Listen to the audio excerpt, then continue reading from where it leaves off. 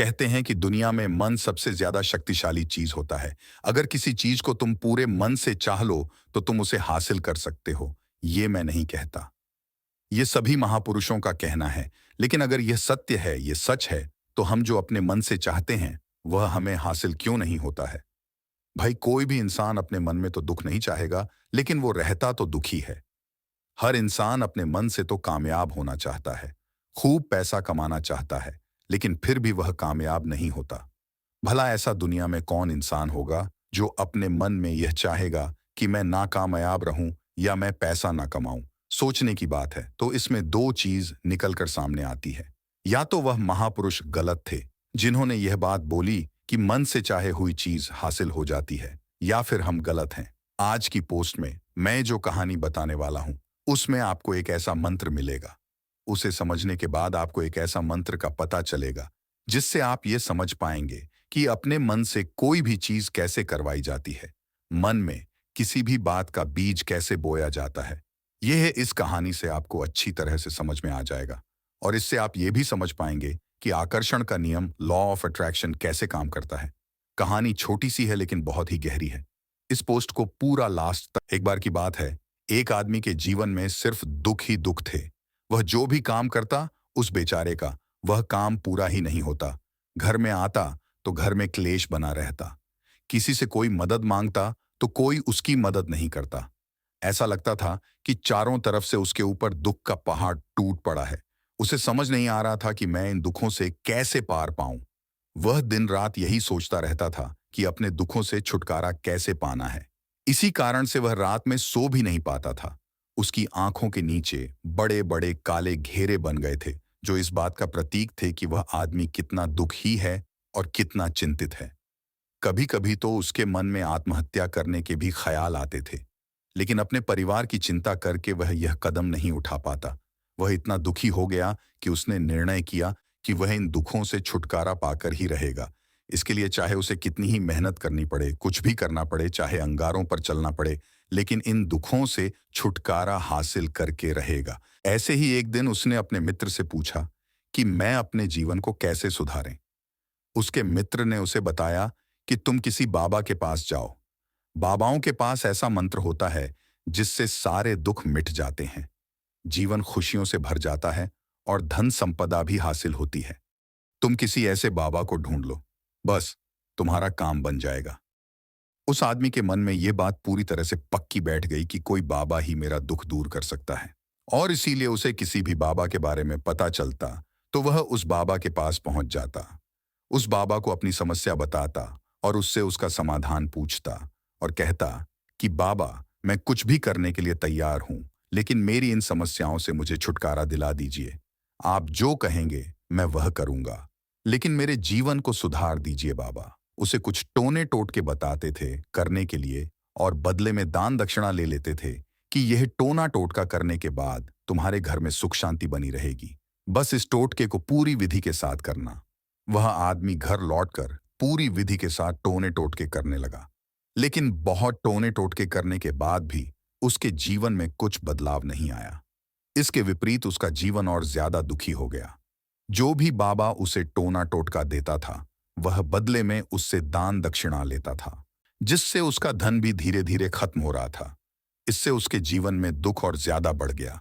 तब उसे लगा कि बाबाओं के पास जाने से तो मेरे जीवन में दुख कम होने की वजह बढ़ते ही जा रहे हैं, तो मुझे क्या करना चाहिए? बाबाओं के पास जाऊं या ना जाऊं? फिर एक दिन एक आदमी ने उसे बताया कि तुम अपने घर में किसी पंडित को बुलाकर हवन करवा लो। हवन होगा, घर शुद्ध हो जाएगा। कोई भी बुरी ऊर्जा होगी घर में तो वह घर से बाहर चली जाएगी। किसी पंडित को बुलाकर पूरे विधि विधान, उसे मंत्र उच्चारण कराओ, हवन कराओ, जिससे घर में सुख शांति आए। उस आदमी के मन में यह बात बैठ गई और उसने एक पंडित को अपने घर पर बुलाकर हवन करवा दिया। हवन अच्छी तरह से संपन्न हुआ। बदले में पंडित ने भी अच्छी दान दक्षिणा ली और उसके बाद वह वहां से विदा हो गया। लेकिन कुछ दिनों के बाद उस आदमी को महसूस हुआ कि उसके जीवन में अभी भी कोई बदलाव नहीं आया है। अब वह आदमी पूरी तरह से दुखी हो गया और ज्यादा परेशान हो गया। अब तो उसे लगने लगा था कि मेरे जीवन में से दुख कभी खत्म ही नहीं होंगे, और यही सोच सोचकर उस आदमी का बुरा हाल हो गया था। फिर एक दिन उसे अपने मित्र से एक ऐसे बाबा के बारे में पता चला जो समाधान बताने के लिए कोई दान दक्षिणा नहीं लेता था। उस आदमी को लगा कि यह बाबा दूसरे बाबाओं की तरह नहीं हो सकता, क्योंकि यह तो दान दक्षिणा लेता ही नहीं, और अगर दान दक्षिणा नहीं लेता तो यह सच में कोई सिद्ध बाबा होगा। और यही सोचकर वह उस बाबा के पास पहुंच जाता है। जब वह आदमी वहां पर पहुंचता है तो वह बाबा ध्यान में बैठे हुए थे।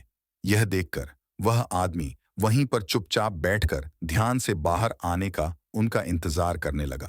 थोड़ी देर बाद बाबा ने आंखें खोली तो सामने एक दुखी और परेशान युवक को बैठे देखा। उसकी आंखों के नीचे काले घेरे देखकर ही समझ गया कि यह आदमी अपने जीवन से कितना परेशान है। उसे संबोधित करते हुए बाबा ने पूछा कि बच्चा, क्या चाहते हो? बाबा के पास क्या लेने आए हो?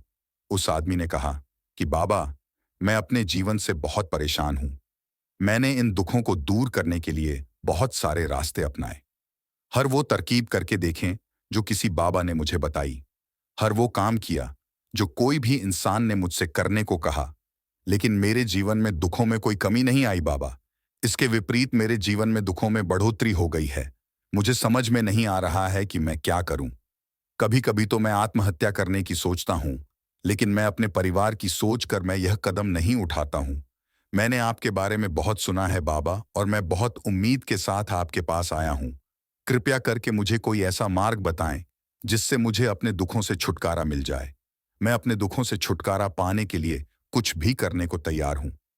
आप मुझे कोई भी रास्ता बताएं, चाहे वह रास्ता कितना ही कठिन क्यों ना हो, मैं उसको पार करके रहूंगा। बाबा ने महसूस किया कि आदमी तो सच में बहुत परेशान है। बाबा ने उसकी बात सुनकर कहा कि बच्चा, दुखों को दूर करने के लिए मंत्र ऐसे ही नहीं मिलते हैं। मंत्र पाने के लिए कुछ करना पड़ता है। तुम कुछ कर सकते हो। यह सुनकर पहले तो उस आदमी ने सोचा कि यह बाबा भी मुझसे दान दक्षिणा मांगेंगे, लेकिन और कोई रास्ता ना पाकर उस आदमी ने कहा, बाबा, आपको जितना भी दान दक्षिणा चाहिए मैं देने के लिए तैयार हूं, लेकिन आपका मंत्र सच्चा होना चाहिए, वह पूरा होना चाहिए। उसका फल मुझे मिलना चाहिए। उसके बाद मैं आपको जो भी दान दक्षिणा लेना चाहते हो मैं आपको दे दूंगा। बाबा ने कहा, दान दक्षिणा तो बहुत छोटी चीज है, मुझे वह नहीं चाहिए। इस पर वो आदमी सोच विचार करके बोला, तो बाबा, मैं अंगारों पर भी चलने के लिए तैयार हूं। आप मुझे बस आज्ञा दीजिए। बाबा ने कहा कि अंगारों पर चलने वाली छोटी चीज मैं तुमसे नहीं कराने वाला हूं। मैं जो तुमसे कराने वाला हूं वह बहुत कठिन मंत्र है, उसे पूरा कर पाओगे। उसने कहा, बाबा, आप मुझे बताइए तो सही, मुझे करना क्या होगा? मैं कुछ भी करने के लिए तैयार हूं। इस पर बाबा ने उसे कहा कि यहां से जब तुम अपने घर जाओ तो रास्ते में अपने मन में यह दोहराते जाना कि मैं सूखी हूं, मैं सूखी हूं, बार बार अपने मन में यही दोहराना, और याद रहे, जुबान पर यह नहीं आना चाहिए, यह सिर्फ मन में दोहराना है। यह सुनकर वो आदमी बोला, बाबा, बस इतनी सी बात, ये तो मैं चुटकी बजाते कर लूंगा, लेकिन इससे होगा क्या? बाबा बोले कि इस मंत्र को करके तो देखो। वैसे भी तुमने इतने बाबाओं के मंत्र किए हैं, तो इस मंत्र को भी करके देख लो। उस आदमी ने सोचा कि बाबा कुछ दान दक्षिणा तो ले नहीं रहे हैं, और छोटा सा मंत्र है, इसे तो मैं कर ही लूंगा। वो बोला, ठीक है बाबा, मैं यह मंत्र जरूर करूंगा। और वो आदमी यह कहकर वहां से चलने लगा। लेकिन जैसे ही वह चलने लगा, पीछे से बाबा ने बोला कि बच्चा, एक बात याद रखना, जब तुम यह मंत्र अपने मन में दोहराना तो तुम्हारे मन में बंदर के विचार नहीं आने चाहिए, बंदर का ख्याल भी नहीं आना चाहिए, तो ही यह मंत्र सिद्ध होगा। आदमी बोला, मुझे तो आज तक बंदर का कोई विचार नहीं आया, तो अब क्यों आएगा? आप चिंता मत करिए बाबा, मैं बस मन में यही दोहराऊंगा कि मैं सुखी हूं, मैं सुखी हूं। इसके अलावा बंदर का कोई भी विचार मेरे मन में नहीं आएगा। यह कहकर वह आदमी वहां से चल देता है। वह अपने मन में मैं सुखी हूं, मैं सुखी हूं, यह दोहराता हुआ थोड़ी दूर ही चला था कि उसके मन में अचानक बंदर का ख्याल आ गया। बंदर का ख्याल एक बार आया और चला भी गया, लेकिन उस आदमी ने सोचा, आज तक तो मुझे बंदर का कोई भी विचार नहीं आया, यह आज बंदर का विचार क्यों आ गया? और ऐसे करके उसने उस बंदर के विचार को पकड़ लिया और यह भूल गया कि मुझे क्या मंत्र दोहराना है, और वह बंदर के बारे में सोचने लगा। जब थोड़ी देर बाद फिर से उसे होश आया तो वह फिर से अपना वही मंत्र दोहराने लगा जो बाबा ने उसे बताया था, मैं सुखी हूं, मैं सुखी हूं। लेकिन अचानक से उसे एक बंदर दिखाई दिया और यह देखकर फिर से उसके मन में बंदर का विचार उठ गया और यह देखकर वह इस विचार को बाहर फेंकना चाहता था। और वह चाहता था कि मेरे अंदर किसी तरह से बंदर का विचार ना आए, लेकिन उसे तो सामने बंदर ही दिखाई दिया। ऐसे ही जद्दोजहद करते करते घर पर पहुंचा और घर पर पहुंचने के बाद अपनी पत्नी को कहा कि हे बंदरिया, मुझे खाने में बंदर परोस दो। और जब उसे एहसास हुआ कि उसने क्या बोल दिया, तो वह अपने बाल नोचने लगा और दीवारों में सर मारने लगा कि आज तक मुझे बंदर का कोई भी विचार नहीं आया और आज मुझे यह क्या हो गया है कि मुझे हर जगह बंदर ही बंदर नजर आ रहे हैं।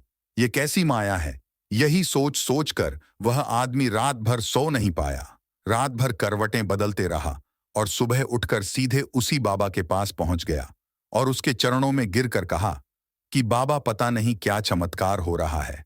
आज तक मुझे बंदर का कोई विचार नहीं आया, लेकिन कल से जब से आपने मुझसे कहा कि बंदर का विचार नहीं आना चाहिए, तब से मुझे हर जगह बंदर ही बंदर नजर आ रहे हैं। उस आदमी ने कहा कि बाबा, मुझे तो आपके पीछे पेड़ पर बैठा बंदर केले खाते हुए दिखाई दे रहा है। ये हो क्या रहा है बाबा?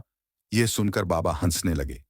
हाँ हाँ हाँ हाँ, बच्चा मन का जाल एक ऐसा जाल है जिसे समझ पाना इतना आसान नहीं है। बंदर तो तुम्हारे रास्ते में पहले भी आते थे। जब तुम मेरे पास आए थे तो इन्हीं पेड़ों पर ये बंदर घूम रहे थे, लेकिन तब तुम्हारे ध्यान में ये बंदर नहीं था। तब तुम्हारे ध्यान में सिर्फ दुख थे।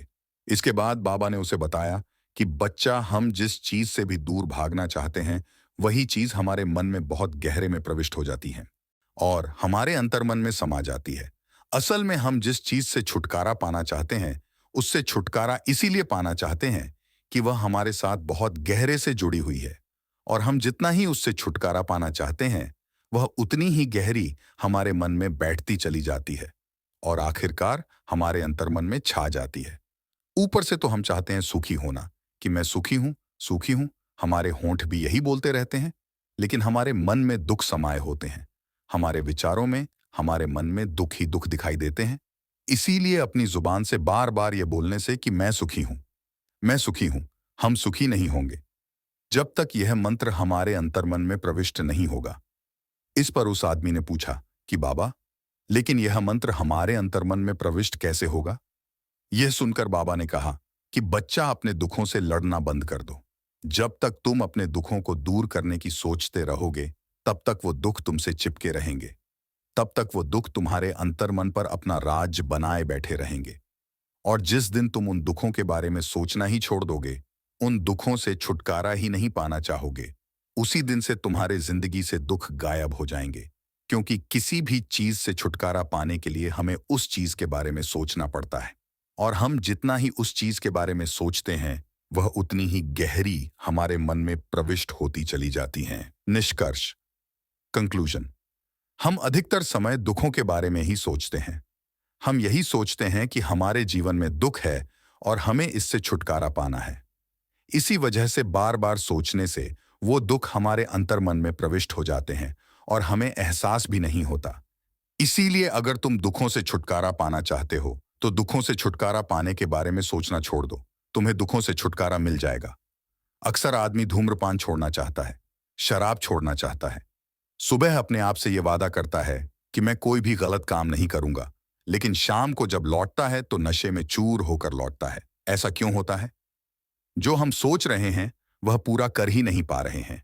असल में हम उस चीज को बहुत ज्यादा तवज्जो दे रहे हैं, उस चीज को बहुत ज्यादा अहमियत दे रहे हैं। जब भी हम उस चीज को छोड़ने के बारे में सोचते हैं, तो हम उसकी इंपॉर्टेंस यानी कि विशेषता और ज्यादा बढ़ा देते हैं।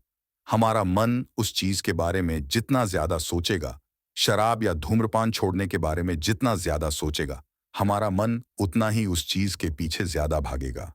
हमें उस चीज से लड़ना नहीं है, बल्कि बिना सोचे गुजर जाना है।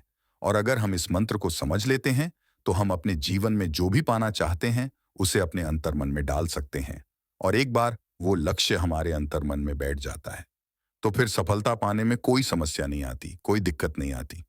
तो दोस्तों, कैसी लगी आप